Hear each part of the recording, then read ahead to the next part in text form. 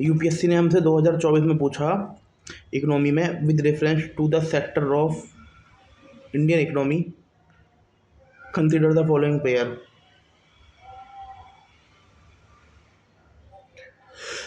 देखो इसमें पहला ऑप्शन दिया स्टोरेज ऑफ एग्रीकल्चर प्रोड्यूस, कि जो हम एग्रीकल्चर प्रोड्यूस को स्टोर करते हैं। सेकेंडरी में क्यों आएगा? इसमें कुछ हो रहा है क्या कि एग्रीकल्चर प्रोड्यूस से आप आटा बना रहे हो या बिस्किट बना रहे हो, या तो कुछ हो रहा है, इसमें कुछ प्रोडक्शन हो रहा है, तो ये गलत है। जिसको बेसिक नॉलेज है ना यार, वो इसे ठीक कर देगा यार। यूपीएससी 25 क्वेश्चन तो ऐसे देता है पेपर में कि उन्हें कोई भी ठीक कर दे। ठीक है। डेयरी फार्म ये प्राइमरी है, क्योंकि सबको पता है भाई नेचुरल रिसोर्सेज का यूज़ कर रहे हो आप। देन फिर आपका एक इन्होंने दिया एक्सप्लोरेशन। मिनरल एक्सप्लोरेशन आएगा तुम्हारा प्राइमरी में, मिनरल रिफाइनरी आएगा तुम्हारा सेकेंडरी में, देन पेट्रोल बेचना आएगा तुम्हारा टर्शरी में। Weaving cloth secondary, that's right. तो ओनली टू आर राइट्स। और फिर आरबीआई ने हमसे इस सेक्टर मतलब इस रूप में क्वेश्चन कई बार पहले पूछ रखा है सिंस 1980 कि 1980 के बाद जीडीपी में टर्शरी सेक्टर का शेयर बढ़ा है, कम हुआ है, उतना है, फ्लक्चुएटेड है? भाई बड़ा है ना। देन फिर इसने हमसे 1991 में भी पूछा था ये कि GNP, gross national product of nation increase, the share of tertiary sector, वही बड़ा है भाई। Which of the following activities constitute real sector economy? Farmer जो रियल सेक्टर है, टेक्सटाइल मिल जो रियल सेक्टर है, जो वहाँ पर असली में काम हो रहा है, मेहनत हो रही है, पसीना टपक रहा है। और commercial bank lending money to trading, ये रियल सेक्टर नहीं है, ये फाइनेंशियल सेक्टर है। और ये रेपो रेट वाला, ये भी फाइनेंशियल सेक्टर है। सिंपल, वेरी इजी, है ना। देन इसके बारे में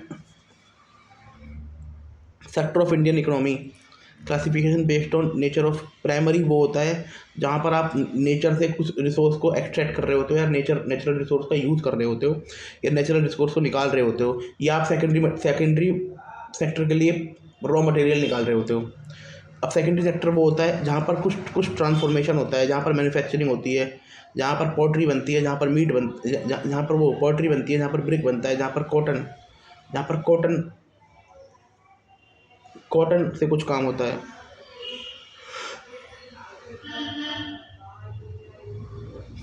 टर्सरी सेक्टर में कुछ भी प्रोडक्शन नहीं होता। इसमें जनता को कंजम्पशन के लिए, मतलब जनता की संतुष्टि के लिए कार्य हो रहा होता है बेसिकली, है ना।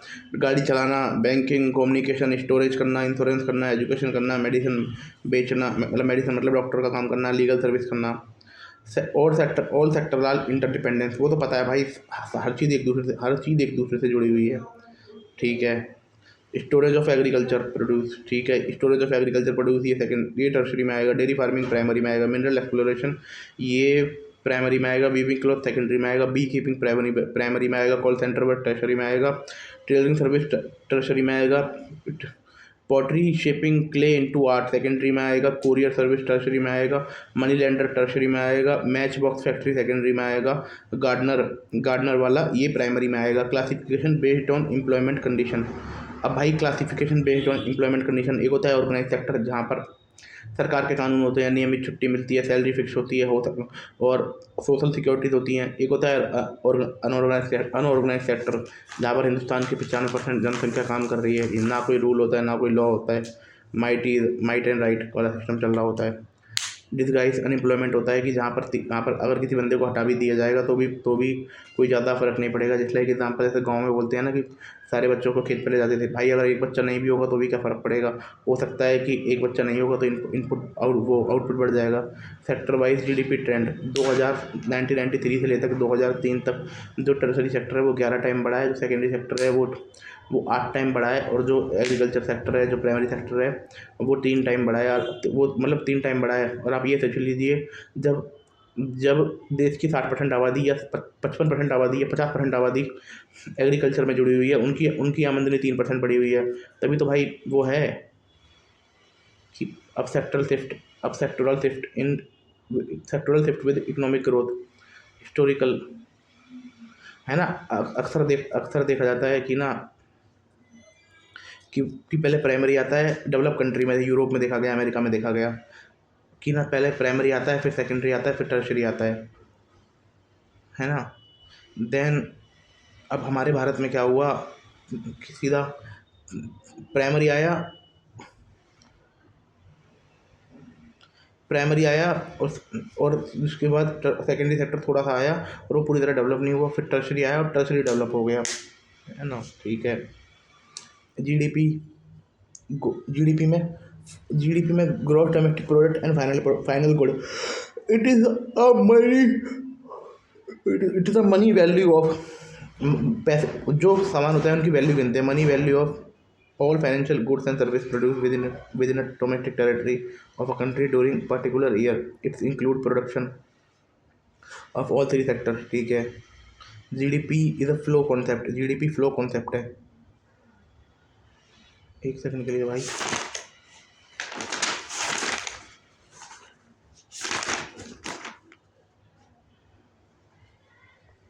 हाँ, जीडीपी फ्लो कॉन्सेप्ट है क्योंकि वो चलने वाला प्रोसेस होता है ना। अगर आप आज पूछो आज देश की जीडीपी कैसी है, भाई आज कैसे बता दूंगा, पुराने साल का बताऊंगा, एट पॉइंट कैसे बता दूँ मैं। जीडीपी एक फ्लो कॉन्सेप्ट है। ठीक है। इंटरमीडिएट गुड वो होते हैं जो फाइनल गुड के लिए खाना बनते हैं, इनको सीधा फाइनल कंजम्पशन नहीं की जाती जीडीपी, और इन्हें जीडीपी में सेपरेटली इंक्लूड नहीं किए जाते, सीधा फाइनल में करा जाता है। डबल काउंटिंग ट्रैप से बचने के लिए इंटरमीडिएट गुड को नहीं छोड़ा जाता। GDP use monetary values not physical quantity, GDP में उस चीज़ की वैल्यू निकाली जाती है जो उसका मार्केट प्राइस होता है ना।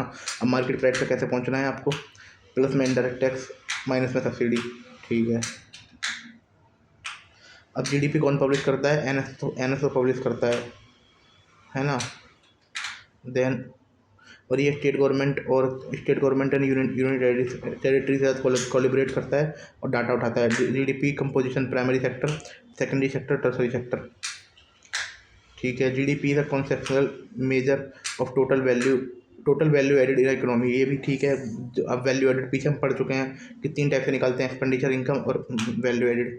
It can be estimated using method of production, ये ठीक है। GDP does not include resale of old good, GDP में रिसेल ऑफ ओल्ड गुड के रिसेल ऑफ ओल्ड गुड के बारे में नहीं पढ़ते, जैसे कि जीडीपी में काउंट नहीं करते, ये इंपॉर्टेंट है। जीडीपी में रिसेल ऑफ ओल्ड गुड को काउंट नहीं करते, just like second hand car, क्योंकि वो करंट ईयर में प्रोड्यूस नहीं हुई है। जीडीपी में ये तो पता ही है, डोमेस्टिक अनपेड वर्क को काउंट नहीं करते। जीडीपी इंक्लूड सर्विस करते हैं, टर्सरी सेक्टर बेस्ड। जीडीपी है tertiary based with in border, not nationality. GDP national की बात नहीं करती, जीडीपी बॉर्डर डोमेस्टिक की बात करती है ना। ठीक है। GDP include all good produce in GDP include all good produce in economy, नहीं, फाइनल गुड करती है, फाइनल गुड, है ना। हायर जीडीपी नहीं, ये तो पूछ रखा है यूपीएससी ने। GDP include both goods and service. ठीक है। GDP calculate annually using data of all sector, correct. ठीक है। Thank you.